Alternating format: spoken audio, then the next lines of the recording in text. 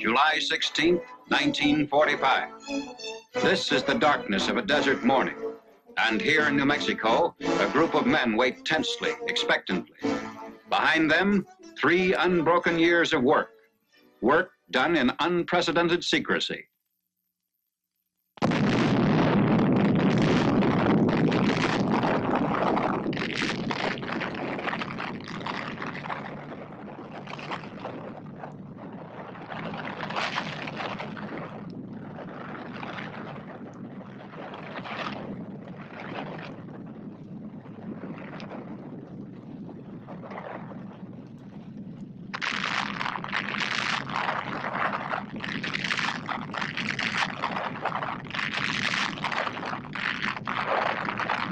Three different cameras recorded from 6 miles away these views of the most concentrated release of explosive energy in the history of mankind.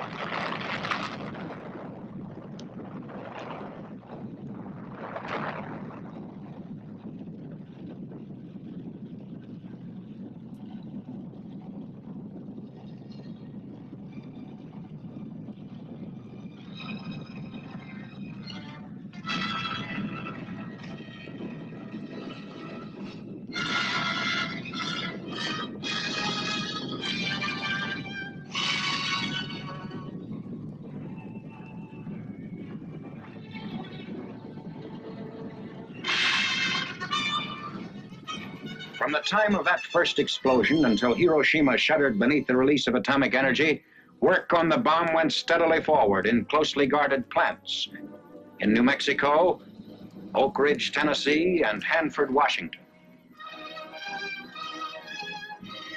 For over 100 years, the city of Hiroshima had garrisoned some of the Japanese Empire's finest troops. The city had never been subjected to actual bombing, but had been warned repeatedly.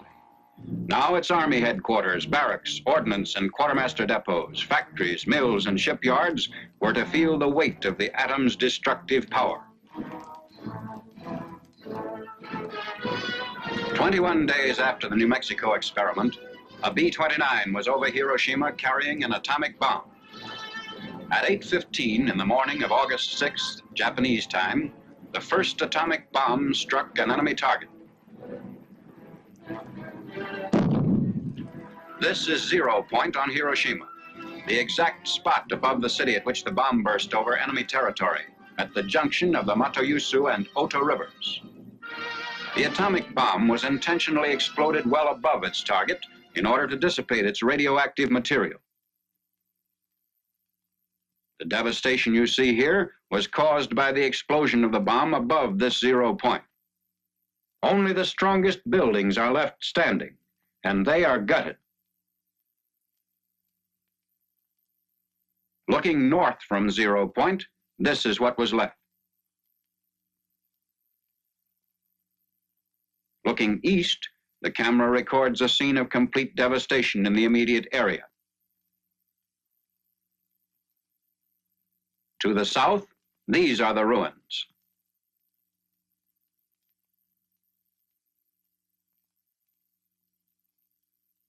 Looking west from 0 point, the same complete leveling is evident, the same inability of structures to withstand atomic power. Just a tenth of a mile from 0 point, the effect of the bomb blast can be seen on these stripped and broken trees and on this Russian-Japanese war memorial. Lines were literally blasted into the stone of the memorial. Here, looking west from the Sanwa building, the side of a concrete smokestack nearest the blast has been discolored. The Hiroshima Gas Company building on the right in this picture has been almost completely demolished by the force of the explosion from above, as though struck by a giant sledgehammer. The reinforced concrete Sanwa Bank building was wrecked even more completely. These twisted steel beams once supported the roof. The direction of the bomb blast can be seen clearly in these scenes of the concrete parapet wall extending above the bank building's roof.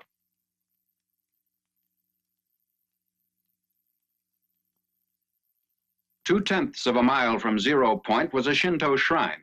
Here, too, the blast stripped the trees and collapsed stonework. Originally, the base of this statue was polished granite, but now the stone is roughened by the force of the blast, which completely removed the polish. The lighter surfaces, which are being pointed out, indicate the angle of the bomb blast as though painted on the surface.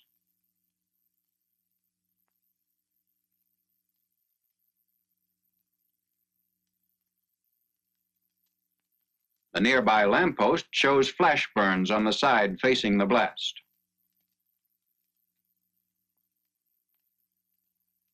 The Commercial Museum was also within two-tenths of a mile of 0 point, and the garden wall facing the blast was bent inward by the push of the explosion.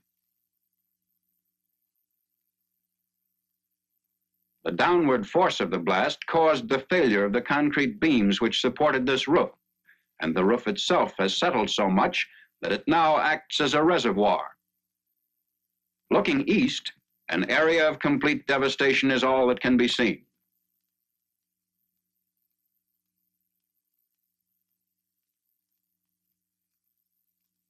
The railing was blown off this bridge, and the steel poles on the bridge show the effects of the atomic bomb blast, which hurled grit with such force as to etch the steel. The front of this school is a quarter of a mile from and faces 0 point. The sag in the concrete reinforced floor can be seen here in the entrance. The steel rods, which are now hanging, once supported a suspended ceiling.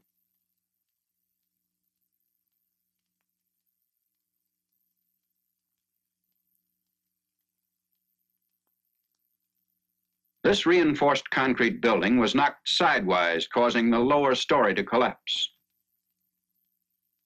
This barren area, 3/10 of a mile from 0 point, once contained the main Japanese military headquarters. The barracks were utterly destroyed. Most of the military personnel of approximately 20,000 were wiped out. The distorted steel framework is all that remains of a building which stood 4/10 of a mile from 0 point. Whereas this reinforced concrete building of the Chikogi Electric Company, 1/2 mile from 0 point, withstood the blast much better.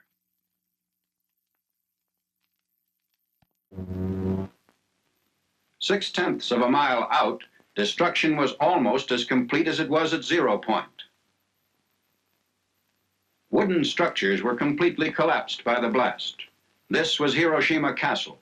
Its framework was demolished by the force of the blast, but fires of secondary origin did not occur. Because it happened to be at a 45-degree angle to the direction of the blast, the Hiroshima City Hall, with its heavily reinforced concrete construction, shows much less damage. Doors and windows were blown in by the force of the explosion.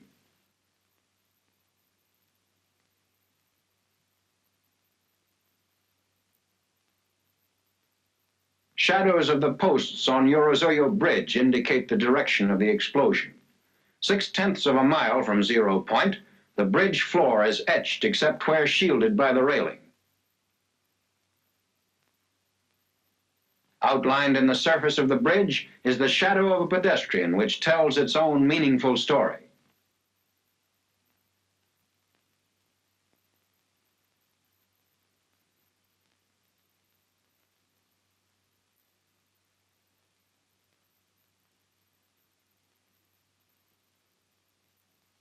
One mile from 0 point, the blast damage shows lessening force, but the results of fires of secondary origin are still severe. On this side of a steel bridge over the Ota River, 1 mile away from and facing 0 point, the lead paint was almost completely removed by the sandblast effect resulting from the explosion of the atomic bomb. The surface of the other side of the same bridge, however, was not visibly affected. Also a mile away from 0 point is a Red Cross hospital, which, although damaged, never ceased functioning. This is the front of the building, which faces northeast. On the northwest side of the building, the steel windows and all floors were blown in. This southwest side of the building again shows windows blown in by the external air pressure caused by the explosion. Here, however, the windows in the southeast wall were blown out rather than in.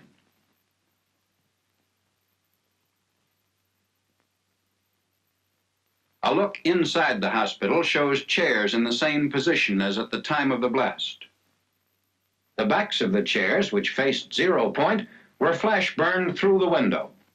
The mohair upholstery fabric was singed down to the base of the nap. The effect on this wall, which faced 0 point, was almost identical with the damage done by the explosion to the opposite wall. In addition, interior partitions were knocked down. Looking toward 0 point from the roof of the Red Cross hospital a mile away, the tremendous destruction created by the first atomic bomb can be seen. Army vehicles of our occupying forces are moving through the city streets. Here, looking in the opposite direction toward the south, away from 0 point, only a few masonry foundation walls remain, and what is left of one reinforced concrete building.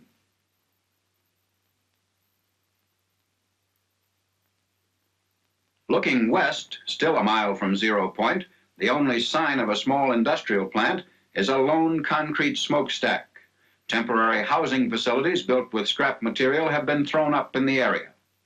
No matter what kind of construction the Japanese used, whether it consisted of wooden frame and mud plaster walls as here, or wooden lath and plaster veneer construction, they made no attempt to zone their various types of buildings. Barracks, homes, industrial centers of steel and reinforced concrete, factory buildings of brick construction, all were crowded together with no apparent regard for the safety of the civilian population. Within an area of a mile to a mile and a half, there was almost complete destruction except for some reinforced concrete buildings. From 1.5 to 2 miles, there was severe damage by fire and moderate damage by blast. From 2 to 6 miles, there was minor damage by blast and fire, varying from damaged roofs to broken windows. These wooden buildings, 1.5 miles from the center of the blast, were all subject to fires of secondary origin.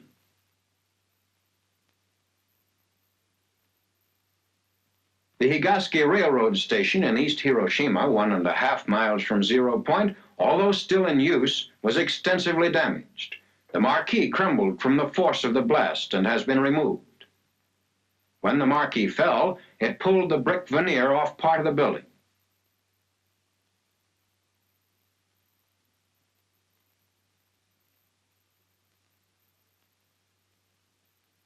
Inside of the station, steel beams supporting the roof were twisted out of shape, and the concrete walls, though still standing, show the effects of the tremendous concussion.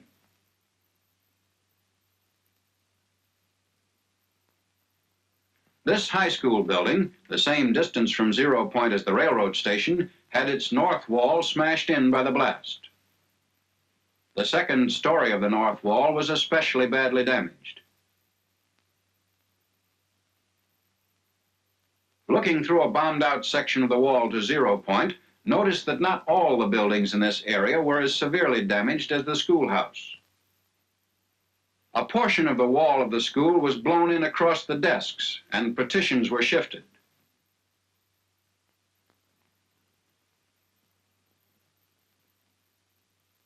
The high school wall farthest from the 0 point now bulges in the direction of the blast, and all glass was blown out of the window frame.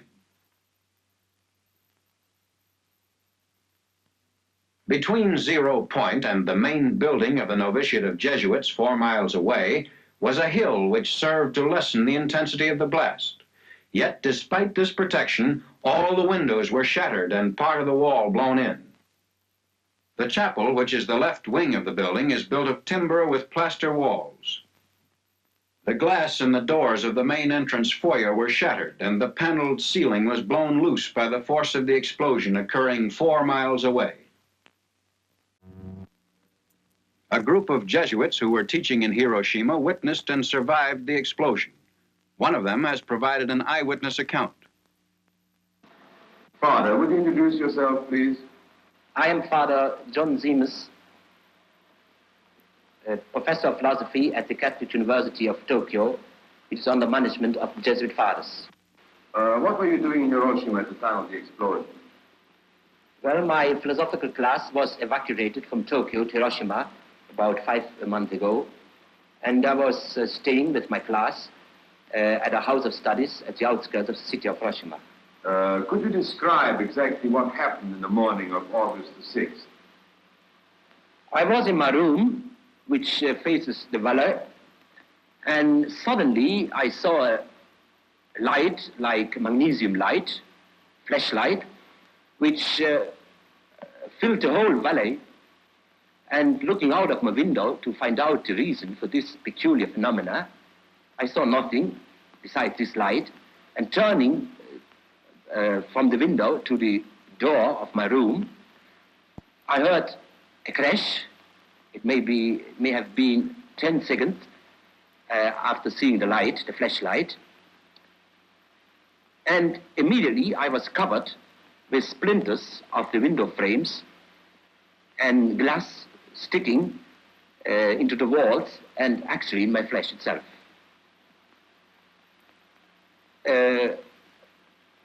I tried to get out of my room, but found that our house had been severely damaged by the blast of this explosion. I had the impression at that time that the bomb had immediately crashed on our house. So severe, so strong was the effect of the percussion. But looking outside the house, I saw no trace of the bomb itself, but about a kilometer away from our houses, I saw several peasant houses which were on fire.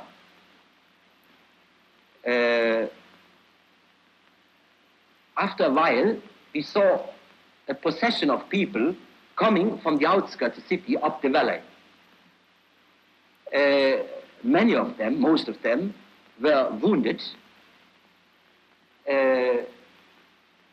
especially the parts of the body which were not covered by clothes, like hands, feet, back. They came up to our house, and we did what we could, but there were no possibility to give much of aid. As a matter of fact, we used all our grease we had at that wartime in our house, and it was exhausted in a moment. How many people do you think were killed? All of us who lived through this experience at the spot estimate the numbers of death at least at 100,000. This estimate is not based on official figures, but just on a knowledge of special groups under the population. Was there anybody to take charge of the city after the disaster? There was nobody to take charge after the disaster because all important people were practically killed. The mayor, the commander of the city, many high-ranking officers, a Korean prince, which was stationed at the time in Hiroshima, and also the regiments of the city were wiped out. What is your opinion as to the story that the ruins of the city emitted deadly rays? Well, I think that it's just a rumor. Because I myself and others of us have worked in the city itself immediately after the explosion for several hours, and we felt no ill effect at all. Tell me a little about the Japanese reaction towards the Americans and towards the atomic bomb. Neither myself nor anybody of our fathers heard a single outburst of hate against the Americans in those terrible days.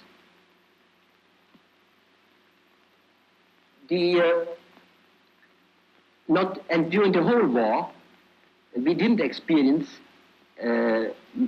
much about hatred against the Allies.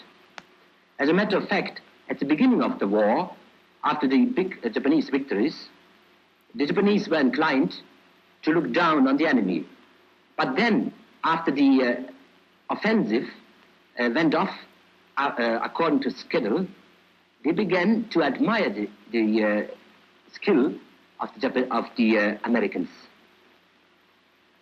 And especially since the majestic B-29 appeared over Tokyo, practically every Japanese admired the technical skill of the Americans. Father, what is your and your colleagues' opinion as to the use of the atomic bomb? We have discussed among ourselves the ethics of the use of the bomb. Some consider it in the same category as poison gas and were against its use on the civilian population. Others were of the view that in total war, as carried on in Japan, there was no difference between civilians and soldiers, and that the bomb itself was an effective force tending to end the bloodshed, warning Japan to surrender and thus to avoid total destruction. It seems logical to me that he who supports total war in principle cannot complain of a war against civilians.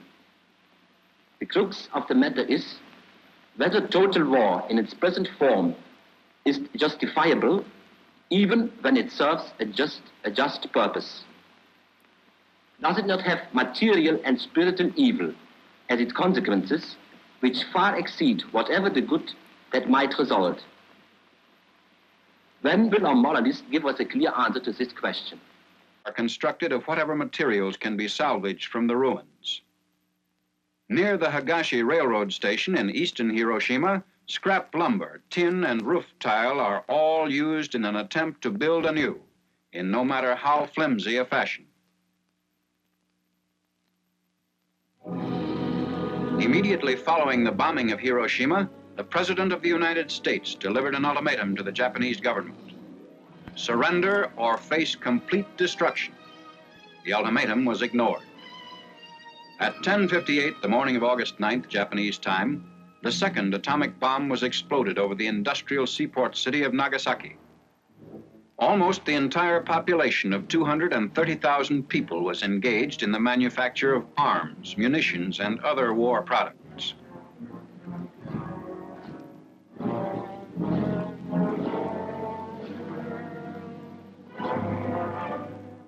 Two great Mitsubishi factories were located in the heart of the city. To the north, one of the world's largest torpedo plants, and further south, the huge steel and arms works. The bomb, which was dropped on Nagasaki, was aimed at a point midway between the two plants in order to cause the greatest possible industrial damage. Unlike Hiroshima, the force of the explosion at Nagasaki was largely confined to the industrial valley, which was surrounded by a series of hills that shielded many other areas of the city.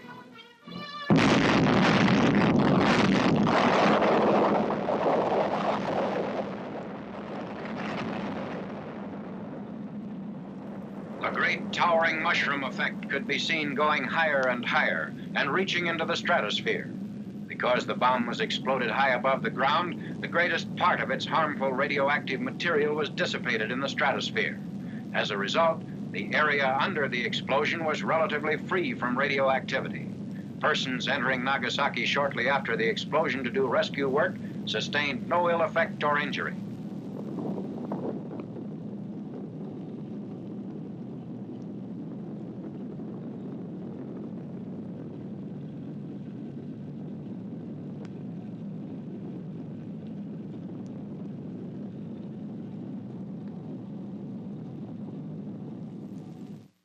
In an area of a little more than 3 square miles, there was very severe damage by blast and fire.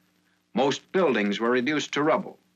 Still recognizable from the air are the skeleton remainders of the Mitsubishi plants, the large steel and arms works, and the ordnance factory devoted to the manufacture of torpedoes.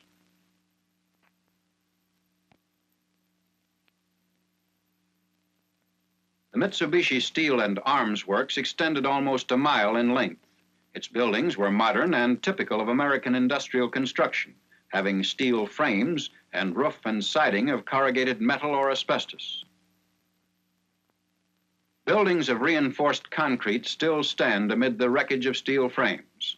Some smokestacks survived. They offered comparatively little resistance to the blast. But as in Hiroshima, the directional force bent steel and stripped corrugated metal from the framework of the building. Where corrugated metal remained, it was pushed in like tissue paper.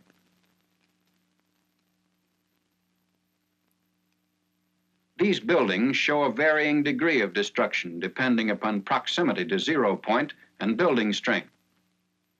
This foundry, 3/10 of a mile away from 0 point, shows considerable damage in spite of fairly good construction. Other buildings were stronger, some being constructed to support heavy overhead cranes. Damage to equipment inside was nevertheless serious. This machinery had been used in the manufacture of naval rifles, anti-aircraft guns, and heavy artillery.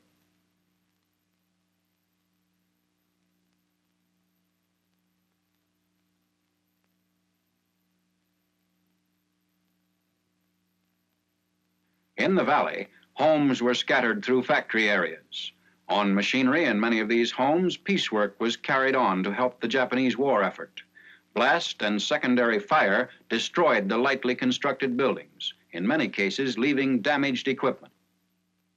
Photographed from 0 point, this area of 3 1/10 square miles shows almost utter devastation by blast and fire. Note how hills in the south interrupted the blast.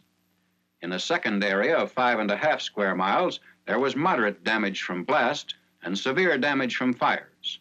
The total area of damage covered almost 42 1/2 square miles, ranging from complete destruction to damaged roofs and broken windows. The greatest distance at which damage was measured was 12 miles, where, through a peculiar focusing of concussion, workers' barracks were knocked down.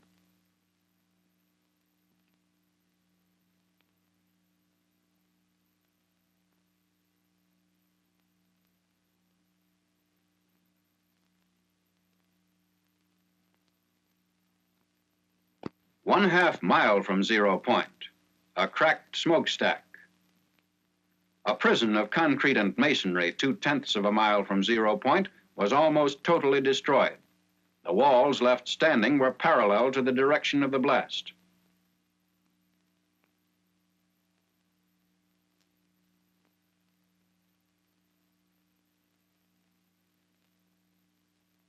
This area was completely wiped out from 0 point up to the church at the foot of the hills about a mile away.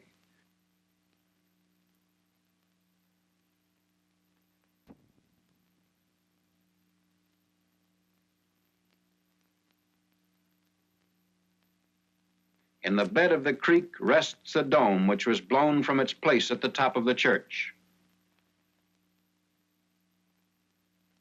The gas works was blown into a mass of twisted steel. 2 concrete walls, the remains of 2 factory buildings. Bridges showed greater destruction in Nagasaki than in Hiroshima.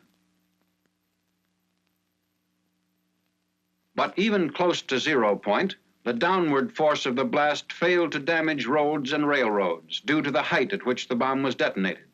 The main north-south street of Nagasaki was in use shortly after the disaster occurred. A typical residence on the outskirts of Nagasaki. a mile and a half from 0 point.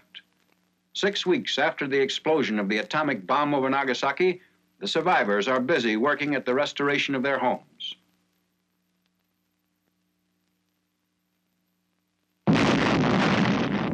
This is the record. Endless man-hours of work. 2 B-29s, 2 atomic bombs 3 days apart, 2 cities. The tabulation of that record speaks for itself.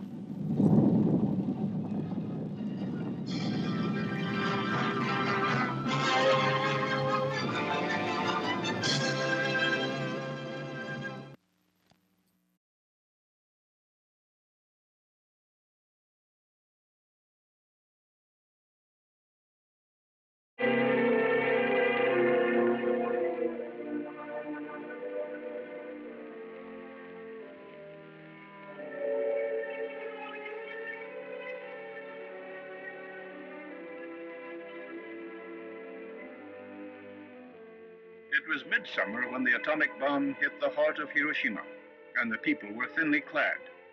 Many parts of their body were exposed. In fact, quite a large number were semi-nude. First aid stations reported that 80 to 90% of the cases handled by them immediately after the bombing were burns. Burns resulting directly from the atomic bomb were caused on the parts of the body which faced the rays. There were no burns on the opposite side.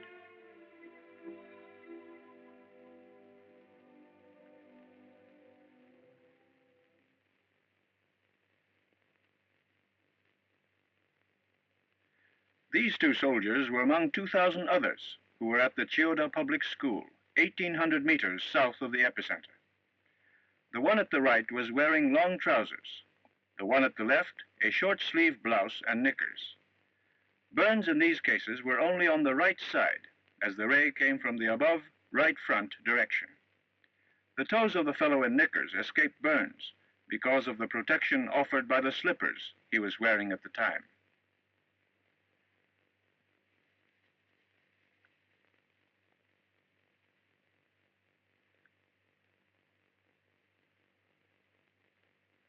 This soldier was in his barracks about 900 meters northeast of the epicenter. His posture at the time was somewhat like this, and the ray came from the left rear. He was wearing his uniform, and his hand was bandaged in white, as shown in the picture. The comparatively heavy uniform was charred, but the bandaged hand was unaffected.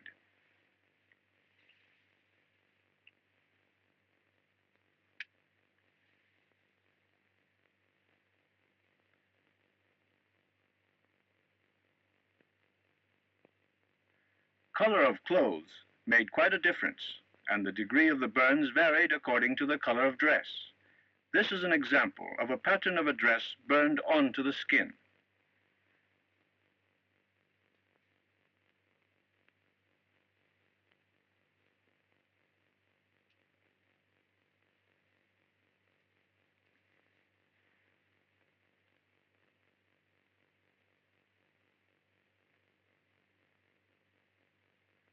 The difference in the speed of heat and blast is shown here. This soldier was 1,800 meters south of the epicenter. When he saw a flash of light, he immediately fell flat on the ground. Then his cap was blown off by the blast. The cap mark around his head indicates that he was burned by the ray before the blast flew off his cap.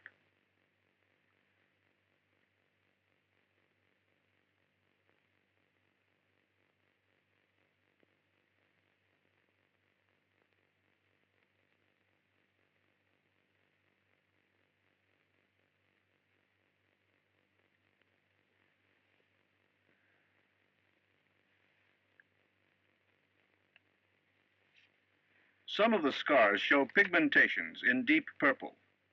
On the head, however, depigmentation is seen.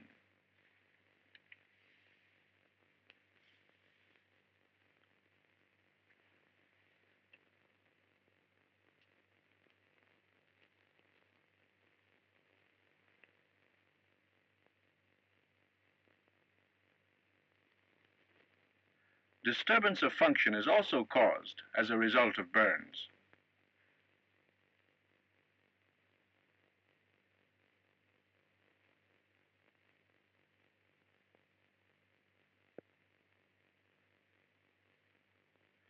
4 or 5 days after the burn, skin was grafted from the right thigh. This is the condition a week later.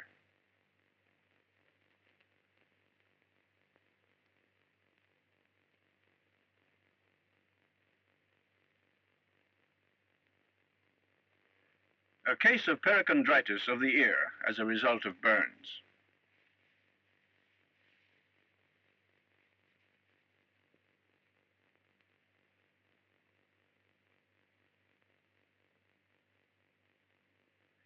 The bombing occurred when this fellow was in the military hospital, 500 meters from the epicenter.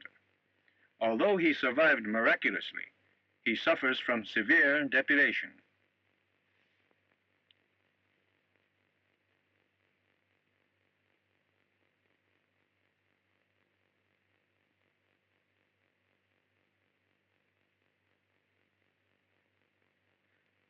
A case of ceratitis caused by burns. This fellow was exposed to the ray about 2 kilometers from the epicenter, the ray coming from his left front.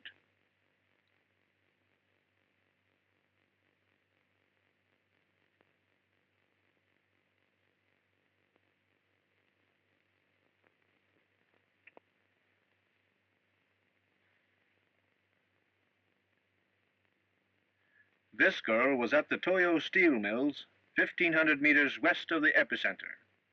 Her left leg in the region of the knee was pinned under the debris when the building in which she was working collapsed.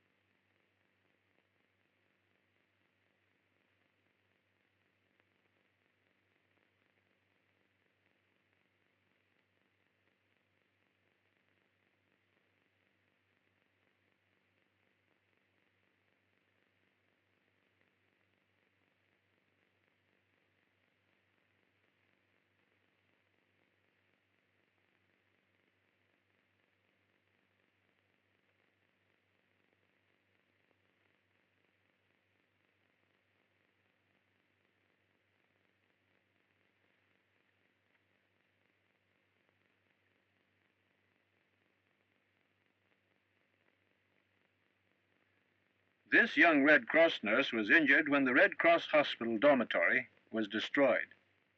A falling pillar caused a compound fracture in the right leg.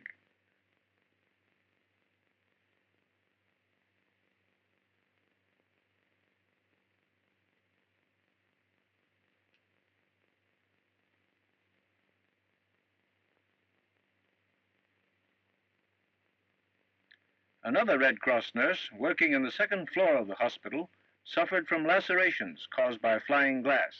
Other nurses suffered from facial injuries.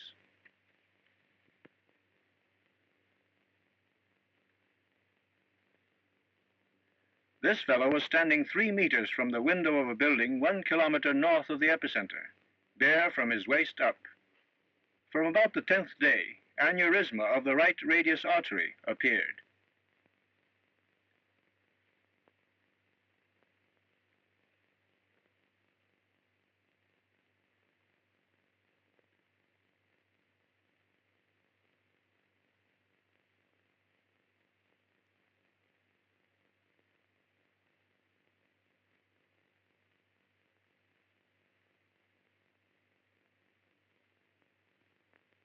This woman was 1 kilometer east of the epicenter.